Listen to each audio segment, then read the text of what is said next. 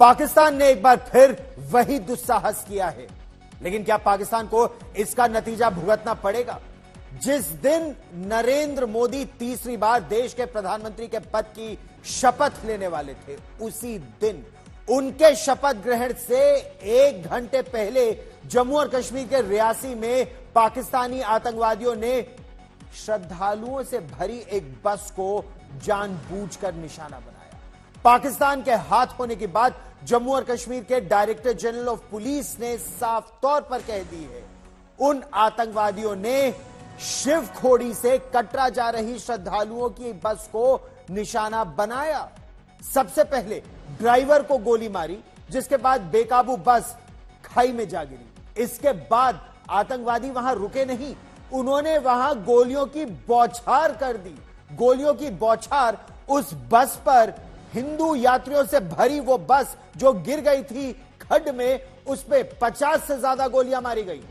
कुछ देर बाद आतंकी वहां से फरार हो गए। स्थानीय लोगों की मदद से मृतकों को और घायलों को अस्पताल पहुंचाया गया। भारत ने शपथ ग्रहण में पाकिस्तान के सिवाय पड़ोसी देशों को सभी को न्योता दिया था। पाकिस्तान को न्योता न देना बिल्कुल सही वजह है, यही काम है पाकिस्तान का, और यह पहली बार पाकिस्तान ने नहीं किया है। 2014 में भी जब नरेंद्र मोदी पहली बार शपथ लेने वाले थे तो अफगानिस्तान में भारत के वाणिज्य दूतावास को यानी कॉन्सुलेट को निशाना बनाया गया था। पाकिस्तान लगातार यह संदेश दे रहा है कि पाकिस्तान से आतंकवाद नहीं रुकेगा। आपको इस हमले के पीछे की पूरी साजिश बताएंगे, लेकिन उससे पहले इस वक्त एक बड़ी खबर आ रही है। रियासी पुलिस यानी जम्मू और कश्मीर पुलिस ने कल के हमले के सिलसिले में 4 लोगों को इस समय पूछताछ के लिए बुला लिया है। इनसे कल हुए आतंकी हमले को लेकर पूछताछ की जा रही है। जम्मू और कश्मीर के डीजीपी ने कहा है कि इस हमले में 3 से 4 पाकिस्तानी आतंकवादियों के साथ साथ एक स्थानीय के होने का भी शक है। यह स्थानीय कौन है, उसने किस तरह से इन आतंकवादियों की मदद की, उसकी जांच भी की जा रही है। M4 कार्बाइन का इस्तेमाल किया इन आतंकवादियों ने। इस बस की टोहली, इस तरह की इनपुट्स भी इस समय आ रही हैं। बस का पीछा किया, इस तरह की खबरें भी आ रही हैं।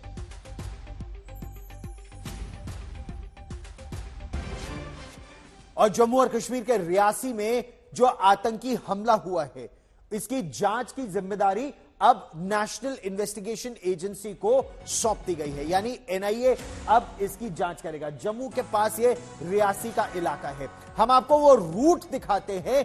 श्रद्धालुओं को लेकर ये बस जा रही थी। ये श्रद्धालु मां वैष्णो देवी के दर्शन के बाद कटरा से शिवखोड़ी पहुंचे थे। वहां गुफा में शिवलिंग है। एक टूरिस्ट सर्किट, एक रिलीजियस पिलग्रिमेज का यानी धार्मिक पर्यटन का एक बाकायदा एक टूर बनता है। तो आप मां वैष्णो देवी के दर्शन करते हैं, आप शिवखोड़ी जाके यहां पर शिवलिंग के दर्शन करते हैं। उस दर्शन के बाद 4 बजे कटरा के लिए इस बस को फिर रवाना होना था। लेकिन जरा गौर से देखिए, शिवखोड़ी गुफा मंदिर में 5:30 बजे बस वहां से चली। क्यों? 4 बजे समय था, 1.5 घंटे की प्रतीक्षा आखिर क्यों कराई गई? ये लगभग 46 किलोमीटर का लंबा इलाका है। अगर बस समय पर चलती तो संभवतः आतंकवादी निशाना नहीं बना पाते, लेकिन क्या जानबूझकर इस बस को रोका गया? खबर यह भी है कि आतंकी एक जीप से बस का पीछा कर रहे थे। हालांकि इस बात की औपचारिक पुष्टि अभी पुलिस ने नहीं की है। पुलिस ये कह रही है यह जांच के दायरे में है। जांच एजेंसियों को इन तमाम पहलुओं पर गौर इस समय वो कर रहे हैं। इस बीच हम आपको सुनाते हैं कि बस के ड्राइवर के रिश्तेदार ने क्या बयान दिया, आतंकवादियों की किस तरह की प्लानिंग थी, वहां के दुकानदार किस तरह की बात कर रहे हैं, हम आपको वो भी सुनवाएंगे। उनकी कैजुअल्टी हो गई है सर, बहुत बुरी तरह से। उनको बेचारों को एक गोली सिर में लगी हुई है, एक उनको इधर से उन्होंने लांचर मारा हुआ है। ये उनका जो पूरा उड़ गया है, पूरा नीचे वाला हिस्सा, आंतड़ियाँ बाहर आ गई हैं। तो उन्होंने पहले टारगेट ही ड्राइवर को किया, कि ड्राइवर को टारगेट किया, फिर वो गिर गए, तो उसकी वजह से गाड़ी गिर गई। फिर भी वो गोली चलाते रहे। बहुत बुरी हालत है उनके बेचारों की। रियासी का इलाका, ये मानचित्र पर भी हम आपको दिखाएंगे कि ये कश्मीर घाटी का इलाका नहीं है, ये जम्मू का क्षेत्र है। वो जम्मू का क्षेत्र जहां हिंदुओं की बड़ी आबादी है। इसमें कई धार्मिक स्थल है। आतंकवादियों ने स्थानीय लोगों का झांसा देने के लिए, कहा यह जा रहा है, फौज की वर्दी पहनी, लाल मफलर का इस्तेमाल किया। हम आपको चश्मदीदों का बयान सुनवाते हैं आतंकवादियों के हुलिये के बारे में, उनकी संख्या के बारे में क्या कहना है उनका, और खतरे का आभास, और इसकी भी जांच पुलिस को करने की आवश्यकता है क्योंकि खतरे का आभास कुछ समय पहले स्थानीय लोगों को हो गया था।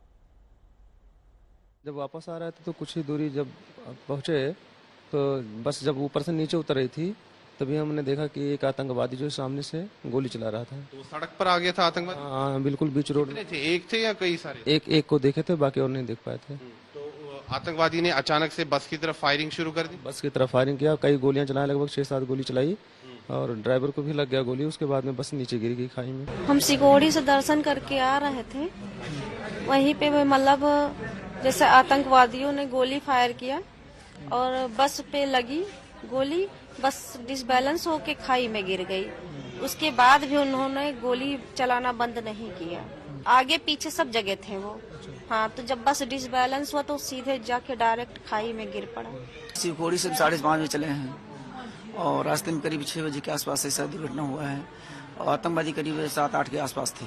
सड़क पर आकर के या जंगल में से फायरिंग? नहीं, सड़क पे आके करके उन्होंने आगे पीछे चारों तरफ से उन्होंने किया। टायर उसका ब्लास्ट हो गया और अनियंत्रित होकर बस जो है खाई में जाके गिर गई। आप दुस्साहस देखिए ना आतंकवादियों का, पहाड़ी से छिपकर फायर नहीं कर रहे थे, बीच सड़क पर आकर उन्होंने बस के ड्राइवर को निशाना बनाया, ड्राइवर को गोली मारी और उसके बाद बस पर अंधाधुंध फायरिंग कर दी, तब जब बस खड्ड में जाके गिर गई थी। अब आज तक से हुई जम्मू और कश्मीर के डीजीपी ने क्या कहा, उन्होंने आरा श्रेणी में, हम आपको उनकी भी बात सुनवाते हैं। उन्होंने इस हमले के पीछे साफ तौर पर पाकिस्तान प्रायोजित आतंकवाद का हाथ होने की बात की। उनका यह दावा है कि आतंकवादियों ने श्रद्धालुओं की बस को बाकायदा एक प्लानिंग के तहत निशाना बनाया ताकि सांप्रदायिक उन्माद को, सांप्रदायिक हिंसा को भारत में भड़काया जा सके। After the attack, the known media outlets of the terrorists, they all, I mean, especially the PAFF, and there are other media fronts of these terrorist outfits, they immediately claimed that it is their act, and they said that one of them even said that it was in response to some, alleged blasphemous act in the valley. So there is little doubt that it is a Pakistan-sponsored foreign terrorism, which they would like to, somehow or the other, make it communal, make it community versus community. And they're choosing the places and choosing the targets that way. 2019 में पुलवामा में आतंकवादियों ने CRPF की एक बस को निशाना बनाया था। उसके बाद नरेंद्र मोदी सरकार ने बालाकोट में जाके आतंकवादियों के एक बड़े गढ़ को ठोक दिया था। उसके बाद सुरक्षा देश के भागों में तो रही, लेकिन पीर पंजाल के दक्षिण का जो इलाका है वो लगातार असुरक्षित न केवल बना रहा, वहां असुरक्षा बढ़ती जा रही है। सेना के काफिलों को निशाना बनाया गया है, सेना के कॉन्वॉयज को ही नहीं, सेना के अधिकारियों को, सेना के जवानों को एक बार नहीं कई बार निशाना बनाया जा चुका है। लेकिन प्रश्न यह उठता है कि इतने वर्षों से आतंकवादी अगर ऐसा कर रहे हैं तो इतनी बड़ी सेना, इतनी Jammu Kashmir police, intelligence agencies, सब उनके पास आधुनिक साजो सामान है, क्यों इन आतंकवादियों को पकड़ने में भी अभी तक नाकाम रहे हैं? क्योंकि इस बीच जम्मू और कश्मीर के जो लेफ्टिनेंट गवर्नर हैं मनोज सिन्हा, वो जम्मू पहुंचे। रियासी हमले में घायल हुए तीर्थयात्रियों से उन्होंने बातचीत की, जहां तीर्थयात्रियों को भर्ती कराया गया है, घायलों का हाल जाना। मीडिया से बातचीत में यह दावा कि रियासी हमले में शामिल आतंकवादियों को बख्शा नहीं जाएगा। हम आपको यह भी बता दें, इस तरह के दावे तब भी किए गए थे जब सेना के कमांडो तक को निशाना बनाया गया था राजौरी और पुंछ के इलाके में। हम लोग भी जिम्मेदार हैं, उन्हें बख्शा नहीं जाएगा। एक नापाक कोशिश हुई है कि जम्मू रीजन को भी किसी तरीके से तरमाल में लाया जाए, और मुझे लगता है कि एक नापाक कोशिश है जिसे हर हाल में विफल किया जाए। वहीं नेशनल कॉन्फ्रेंस के नेता फारूक अब्दुल्ला ने रियासी में हुए हमले की निंदा की है। उन्होंने इस हमले को इस्लाम के खिलाफ बताया, कहा कि हमला करने वाले मुसलमान नहीं हो सकते क्योंकि इस्लाम इसकी इजाजत नहीं देता है। हमारे साथ डॉक्टर फारूक अब्दुल्ला है, नेशनल कॉन्फ्रेंस के पेट्रन। सर, आप ये बताइए कि कैसे देखते हैं आप टेरर अटैक को, क्योंकि जो कोइंसाइड हुआ यहाँ से जो है शपथ ग्रहण सेरेमनी चल रही थी और उसी मौके पे जो है ये अटैक होता है। मैं नहीं समझता हूँ इसका शपथ ग्रहण से कोई ताल्लुक है। टेररिस्ट कहीं भी अटैक करता है। अफसोस इस बात का है कि बेगुनाहों को उन्होंने मारा, बेगुनाह जख्मी हुए, इनका कोई कसूर नहीं है। वो तो शिवखोरी में भगवान की पूजा करने आए थे, मगर जिन्होंने ये काम किया है वो इस्लाम से बहुत दूर है। ये कहना कि मुसलमान है, मैं नहीं समझता मुसलमान है, वो तो काफिरों से भी बदतर है। वो इस्लाम इजाज़त नहीं देता कि आप बेगुनाहों को मारो। क्या मिलेगा उससे? क्या उससे उनको आज़ादी मिलेगी? क्या उनसे उनको कुछ और मिलेगा? ये एक बहुत ही गंदा खेल खेला जा रहा है यहाँ पे। कल रियासी और कटरा के बीच हुआ आतंकी हमला बीते 10 वर्षों में तीर्थयात्रियों पर हुआ सबसे बड़ा हमला है, लेकिन इकलौता हमला नहीं है। इस हमले में 9 लोगों की मौत हुई, बच्चे मारे गए। 10 जुलाई 2017 को अमरनाथ यात्रियों को ले जा रही बस पर भी आतंकवादियों ने हमला किया था। इसमें 7 श्रद्धालु मारे गए थे, 19 घायल हो गए थे। उस दौरान ड्राइवर ने भारी गोलीबारी के बीच साहस दिखाते हुए 52 यात्रियों की जान बचा ली थी। उसने बस को तेजी से भगाते हुए फायरिंग की जगह से दूर निकाल लिया था। वहीं उसके बाद दूसरा बड़ा हमला रियासी में हुआ। यह 13 मई 2022 को हुआ था। कटरा से जम्मू जा रही तीर्थयात्रियों की बस पर स्टिकी बम लगाकर हमला किया गया। तो रियासी में भी यह पहला हमला नहीं है। जो 2022 में हमला हुआ था स्टिकी बम का, इसमें 4 लोगों की मौत हो गई थी और 13 लोग घायल हो गए थे।